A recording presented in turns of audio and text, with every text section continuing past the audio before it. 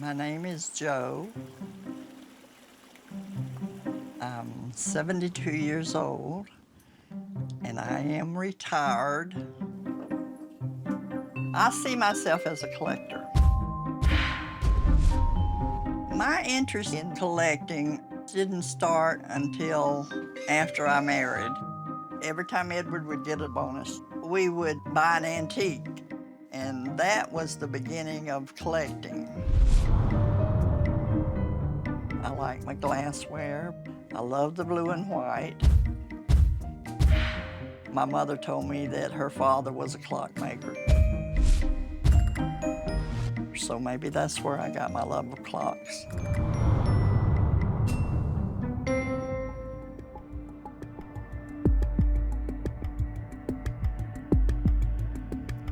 I met Joe's husband for 49 years. I was 25 years old when I moved in that house and bought it. That house is part of me. It's part of Joe. The house was not always like this. When the kids were growing up, we had no problems. I'm Sharon, and I'm 52 years old, and Joe is my mom. When we were growing up, she was very much, to me, in control of it. It was quite different than it is now. Joe's always collected. When we first got married, we didn't have a lot, and we had a lot of bare walls, so the collecting didn't bother me. But as time went on, it didn't stop. The collecting got worse, and it wasn't collecting good things. By that time, it was just not throwing anything away, not even a bottle cap or a magazine. It just all stayed. Nothing was thrown away. It accelerated mostly after the kids left home. I guess you call that emptiness syndrome. I started going to junk stores, I call them. It just escalated to where everything I bought, I wanted to keep.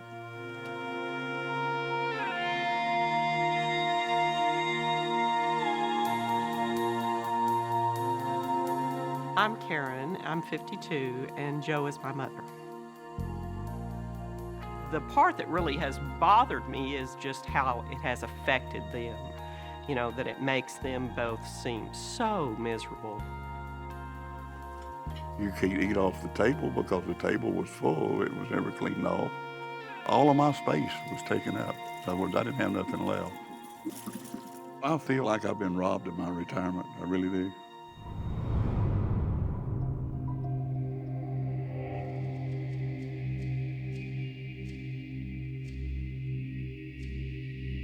My name is Geraldine Thomas. I'm a certified professional organizer specializing in chronic disorganization. I think it would be best if you guys work together as a family on that porch. And the goal is really to clear away as much as we can, but don't do anything that makes you uncomfortable or unhappy or whatever. Easy enough?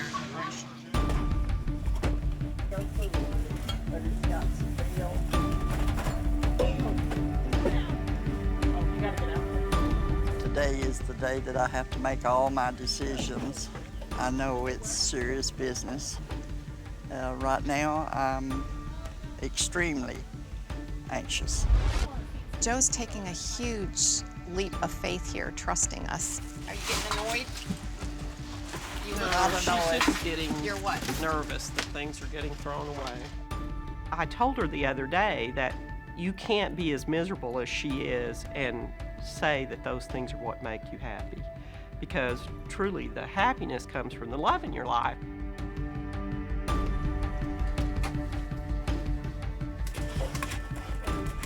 I love woodworking. I built me a shop in the backyard. Before I knew it, little by little, things started moving in there. Most of this is, like I said, stuff that I piled up. Eventually, she's taken all of it over except for one corner.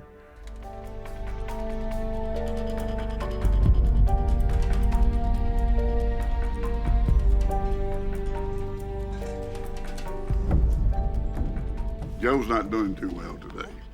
After all the things that happened yesterday, it caught up with her last night. I don't think I need to be here right now.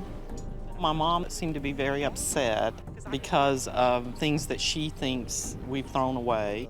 She thinks everything's gone that she wanted to keep. I can guarantee you we've not thrown any dishes away or donated any. Good morning. Good morning.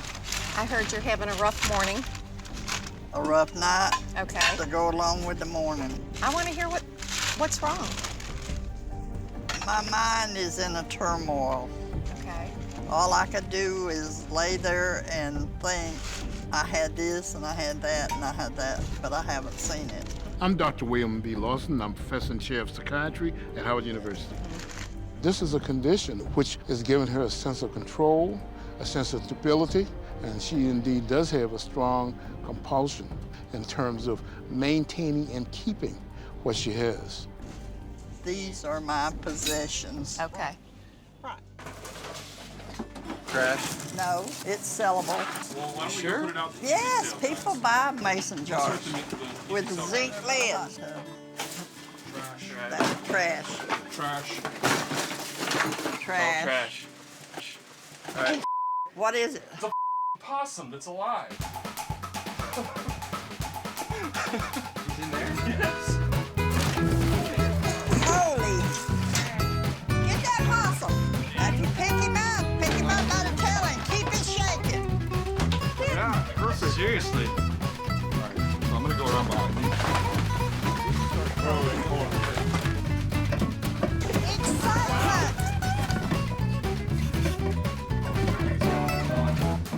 There you go.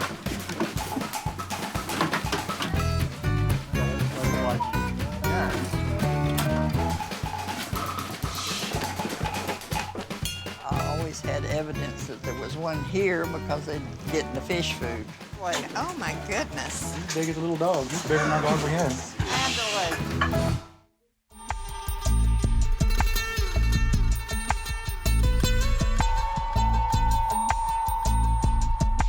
Okay, Now, give me some information. typewriter in there? I think so. Yeah, we sold one like that just the other day, and it should auction over $100. Any of your crystal bowls here, those are very sellable. Oh, this is Fire King mixing bowls, right? I found a set of those selling for $250, $260. Oh my Get out of here. gosh. Really? Yeah. She has never sold anything. Never. And she used to tell me all the time, well, this is worth money. I said, yes, Joe, but it's not worth money to me until the money's in the bank. Does it make you feel good thinking you're going to earn some money on these things? In a way, and in a way, it's a little heartbreaking, And why is that? Bittersweet. bittersweet. Okay. Yeah, just the Does it- thought that I won't have it no more. That, to be honest with you, I It's won't sort have of it like no more. you're describing how, like losing a friend. Well, maybe that is right.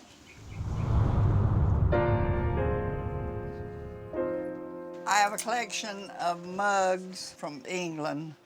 Well, now some of the beer mugs that I see up there on the wall are going to be average pieces. But it looks like you have some other pieces up there that would be very collectible to someone and I should also sell have a- quite high.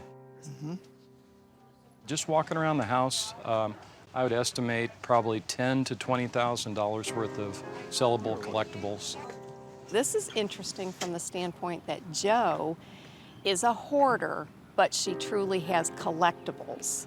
So in most hoarding cases, the things that people hoard are absolutely of no value to someone else. Jo's things are very valuable. I showed Bob your cast iron doorstops, and I think he should tell you what they're worth. The top accepting doorstop closing price, $1,690 for a duck decoy doorstop. So most of these doorstops that you've collected are extremely expensive. Isn't that exciting? It's exciting. I'm not sure what motivates Jo. It's not monetary. It's not more space in her home. I'm not sure what we can use to motivate her.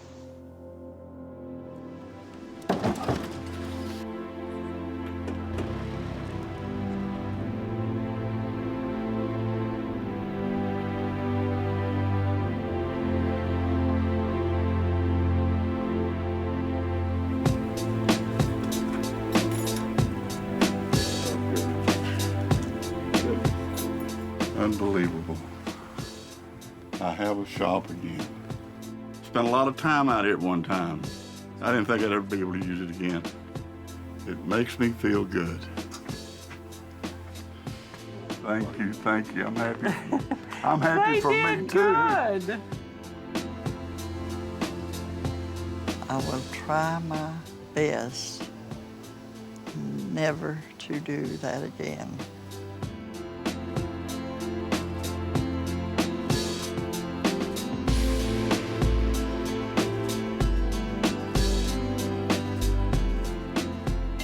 I think the best plan for Joe would be for her and Edward to seek some therapy together, and then Joe to get therapy on her own. This is not something that's going to go away immediately. I think we're going to require ongoing counseling, psychotherapy, and perhaps medication. I came here extremely optimistic, but she has already started talking about going shopping but not buying things. That's not a good sign. I'm not optimistic about her progress.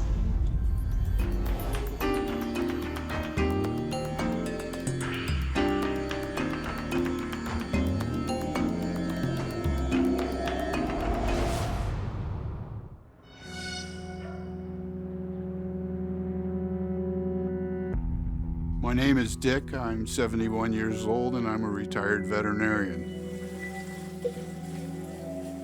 My house is messy. I don't think it's filthy, but it certainly is messy.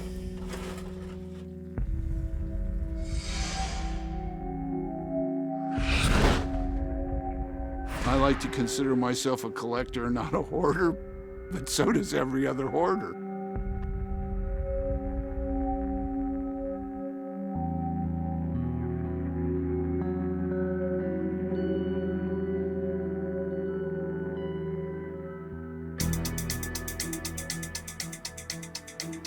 I say that my collection is 22,000. Well, there's probably 50,000 out there. So a lot of them are duplicates and triplicates. My name is Bob. I'm a distant relative of Dick's, but a very close personal friend of his. I don't understand the beer cans. I don't know why he's interested in them. I know he has exhausted most of his money on these cans, and I've asked him to just sell them, but he's too attached to them. He won't let them go. If somebody came and wanted to buy it from me, I wouldn't even talk to them for less than 200,000. It might even be more than that.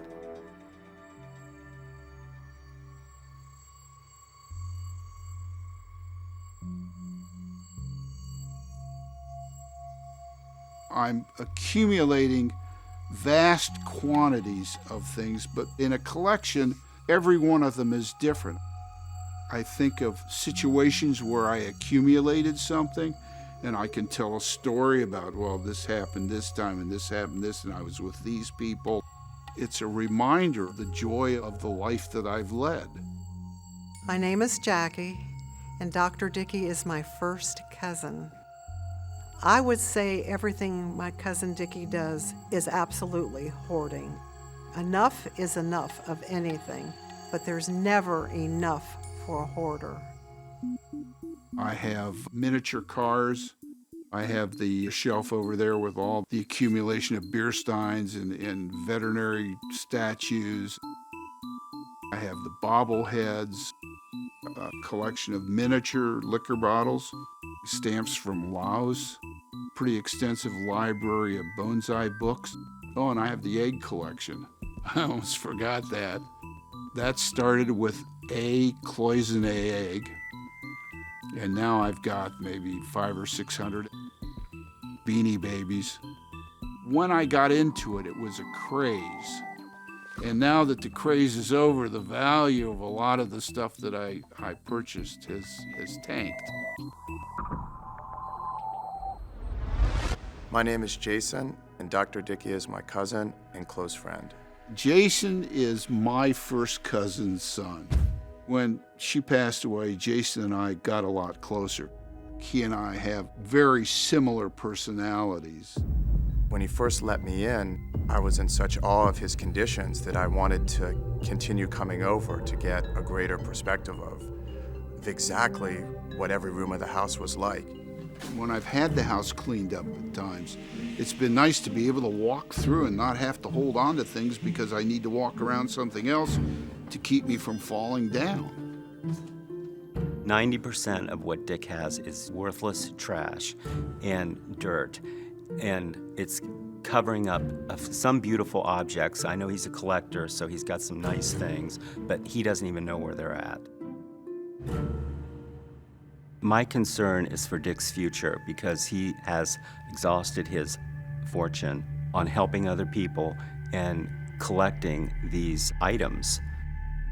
He's out of money.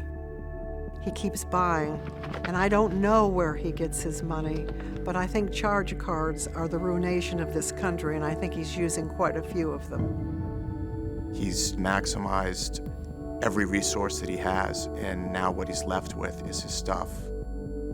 He doesn't seem to want to admit that there's a problem, so we've run into a brick wall because if there's no problem in his mind, we can't help him. If I woke up tomorrow and everything were gone, I would be devastated. Part of my life would be gone. These things that he owns, they own him. They have possessed him, and that's the problem. It's my life, it's my enjoyment that would have just been taken away.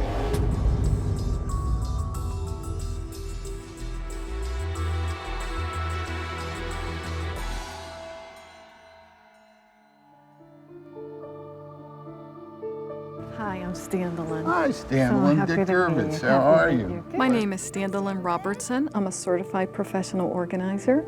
I don't think Dr. Dickey realizes just how much he has that needs to be dealt with. It seems like it will be easy, but when it comes right down to the hard decisions, it's going to be hard. Everybody ready? I'm ready. Let's move. Good, good. Okay, team, let's go. All right. Thanks. All right. The ground rules will be set up as follows. No one throws anything away unless it's been approved by Dickey. My goal is to have groups sorting and purging, come up with what we think will be the pile that he can let go of, and then let him do final approval on that. Oh. Handle carefully. We're going to set some of these down here for now. Yeah. Dick, these are baby jars also. I know. My name is Dr. Robin Zazio. I am a licensed clinical psychologist and a specialist in treating compulsive hoarding.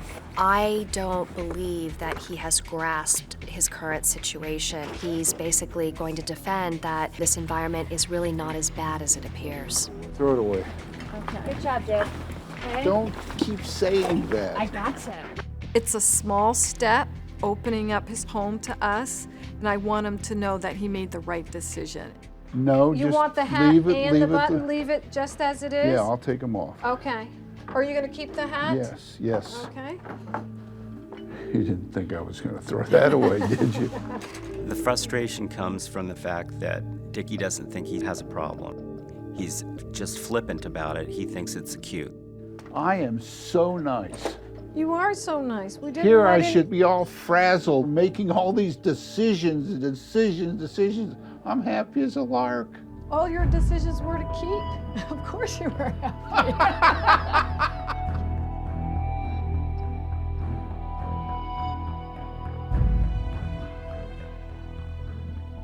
Leave them just like that. Just leave the whole thing just like that. It doesn't make any difference. The box is not going to be any smaller if I take them out, right? So just there. Is there any reason why we can't throw away the broken ones? Okay, you do it. Okay, great. You do it. You Okay. make the decision what's mine and what's not mine. In terms of the family, my concern is they may push him too hard, and ultimately that can result in conflict. Yeah, I know what it is. I don't know where the charger is. So let's put it in the trash because we can't find the charger. Jason, You told me you weren't gonna do that. Okay.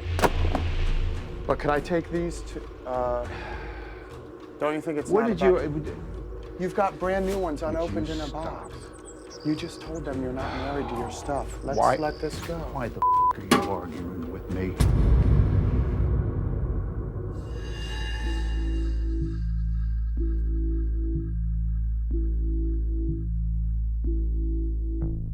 Should we be making a pile for all the items that you're gonna sell? You don't think we should do that? I'm worried about getting rid of the junk. I'm not worried about what's going to get sold or not. I'm just asking because I think we should be concerned with a little bit of what we're gonna sell. I'm not selling anything today. You're not selling anything today, but having a pile of things that you're going to sell represents things that are leaving your home. Because we can organize that stuff. And All right, put go it... ahead, do whatever you want. Okay, does that make you happy? I don't want to talk about it. Okay. Once I put the cans up, I'll sell the duplicates. Okay. You're the one who said that was for selling. That's not a can, it was a sign. You Yeah, said but I can maybe I sell want it. to keep it myself. Is there Okay, anything in there? that's the problem. Our greatest concern at this point is he may not sell any of the things that he's intending to sell, which will continue to further his financial problems.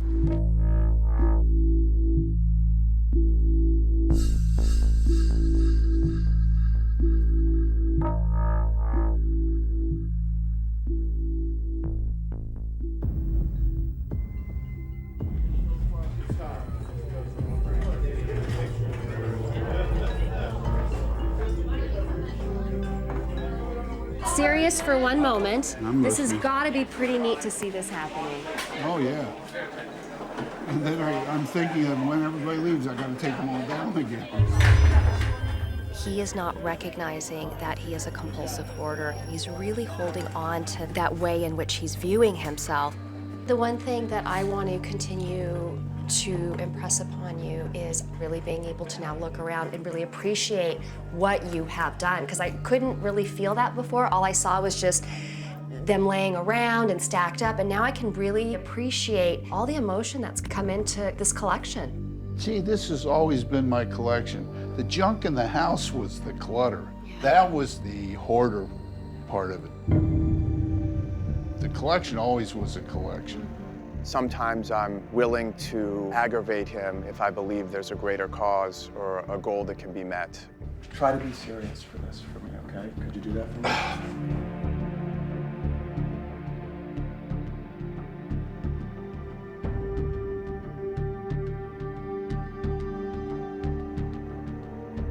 A month or so ago, you made a promise to me, which was going to include some professional counseling. I just want to remind you that we made a contract. I know. I'm sorry.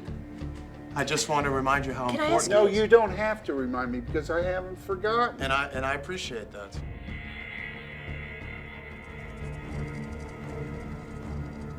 You don't treat me as an equal. You treat me as somebody that's below you.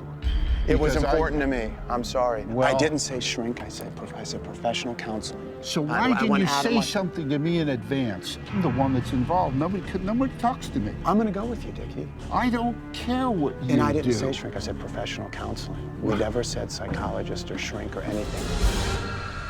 Dick got very angry with Jason when he pulled that contract out, feeling like he had given his word to him and he did not need to show that contract.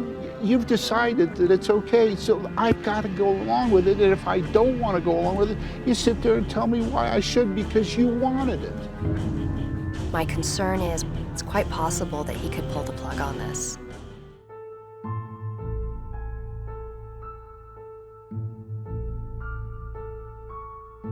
In my mind, he's the one that keeps bringing it up.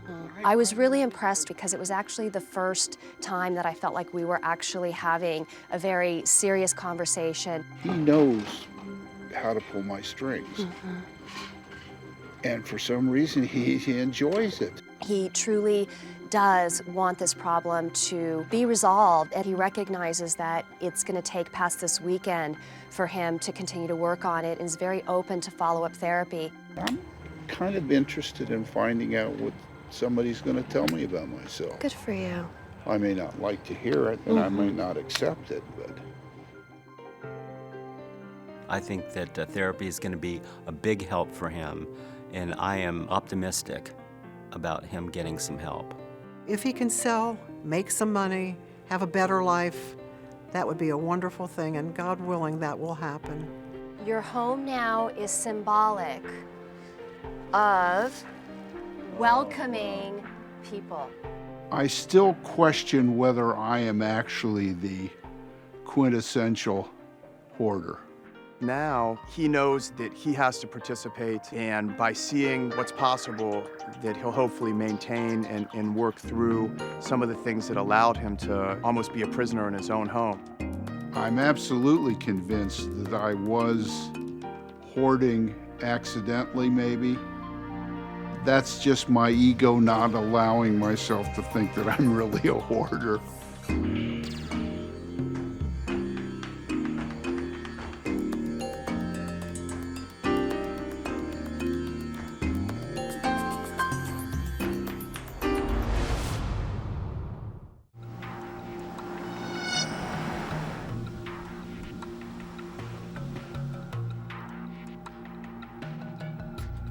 I'm Beverly. I'm a home health care worker. I always liked the modern conveniences, the electronics. I've got a lot of VCR tapes. I do cassette tapes on the radio. Tapes are something that I can go to, and they are a comfort to me.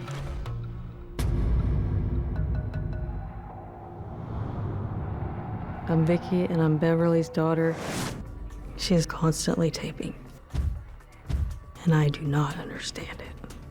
There's always more than one channel that's got something on, so then I try to tape them all. I guess I'm afraid of missing something. I don't know. There's tubs in the front yard.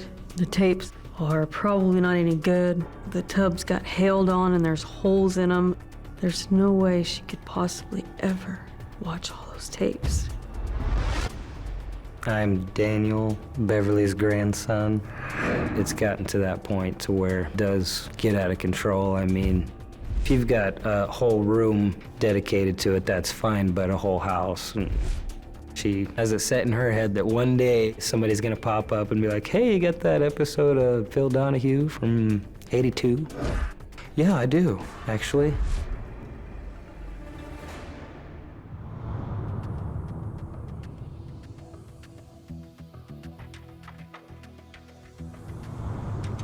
I would rather call somebody and have my mom removed from her house than go out there and find her trapped in her house, dead. It's called tough love. I feel like it's me against the world. Nobody likes the way I live. When my kids say that I ought to throw away stuff or I ought to clean up around here, it's my stuff. I can do what I want to with it. I can't even imagine getting rid of my tapes. They are a part of me.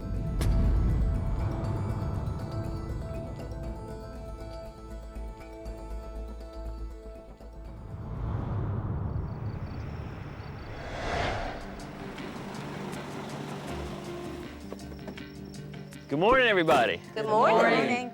My name is Matt Paxton. I'm an extreme cleaning specialist. I think everyone in the family here is in agreement. Why are you here?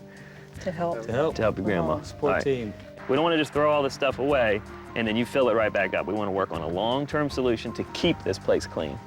Like most hoarders, this is all about control for her. This is the one thing she controls in her own life. It's the act of collecting. And that's tough because that act of collecting, I can't throw that away. Is everybody ready? Ready. All right, let's get started. Good.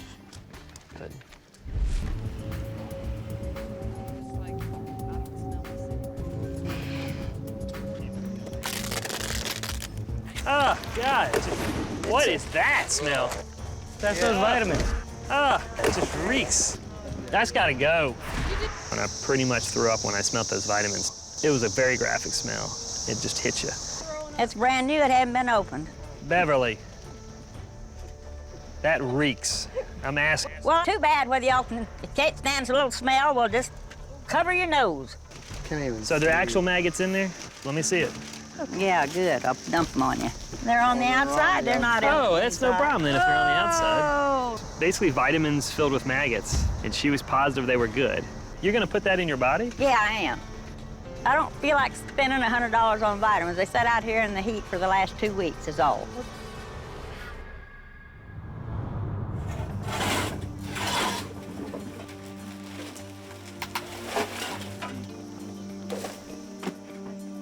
All right, let's get this done. I think this is the tapes. Is this the tapes over here? That's the tapes, I believe. No, the tapes all stay. She's really not going to let me throw any of her tapes away. This was the box of keepers anyway that I had already sorted through that I didn't want to get messed up. We're going to have to work some miracles here for Beverly to get rid of some of those tapes.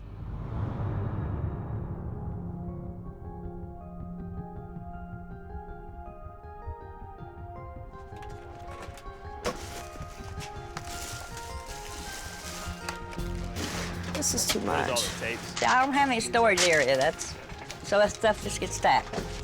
Can't stack, Mom. There's nowhere to stack. And isn't there anything we could put to the Goodwill? Like this could go to the Goodwill. No, it's got personal cards in there. Mom, can we take this mattress, this bed out of here? No. Do you need this? So, Goodwill. I don't know why we need to bother that stuff right now. If I could get things together, then I could decide what I want to throw away, but we have to go in my bedroom and start there anyway. It's a very dangerous home. There's wires all over the floor. You have mouse poop over everything, cat urine over everything, and I don't know that Beverly gets it.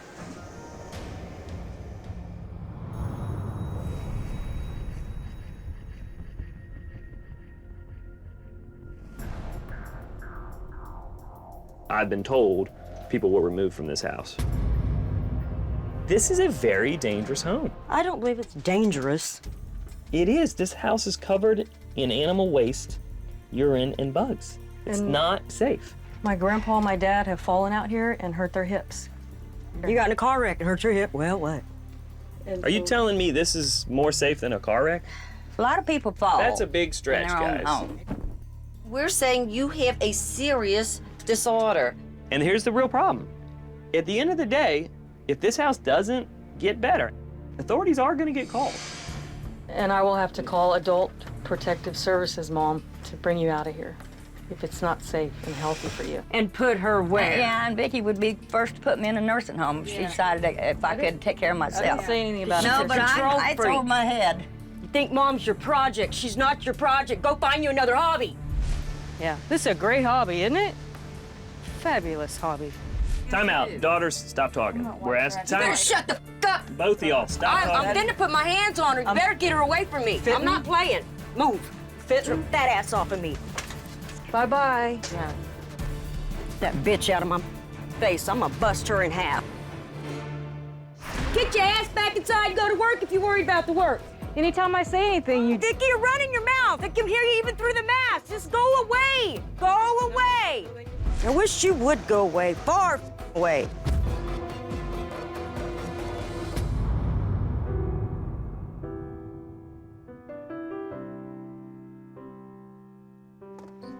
Oh, yes. This is it for me. What do you mean it's it for you? This is it. She'll just have to die in it.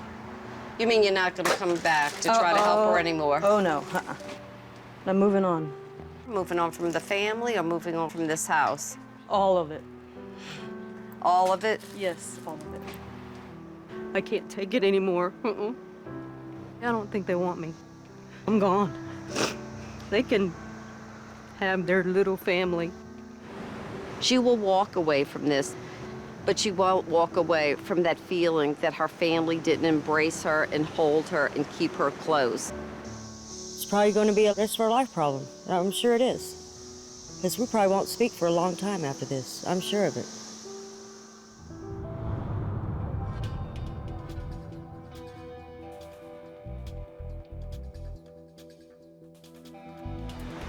I should show you how to find these online.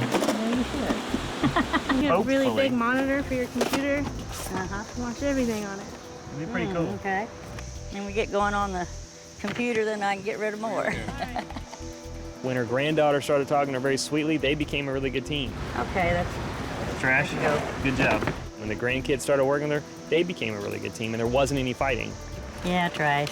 Whole thing? Mm-hmm. Good job. Great job. Pitch it. Man, we're on a roll. What do you think, Carissa, of your grandma? I think she's doing great.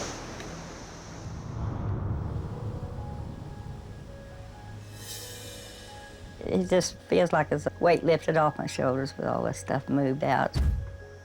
This is just the very beginning. Aftercare will be essential to help her keep that momentum. More important than anything will be developing a trusting relationship with another human who's on her side. You walk through the house, you're like, oh, this place looks like crap. You gotta look at what we have built. We built a stable base for Beverly to build on. She now knows who she can work with, her grandkids. She knows who she can't work with, her kids. So aftercare is crucial. We gotta get her in therapy immediately. I'm looking forward to having aftercare to keep this momentum going, get things really organized.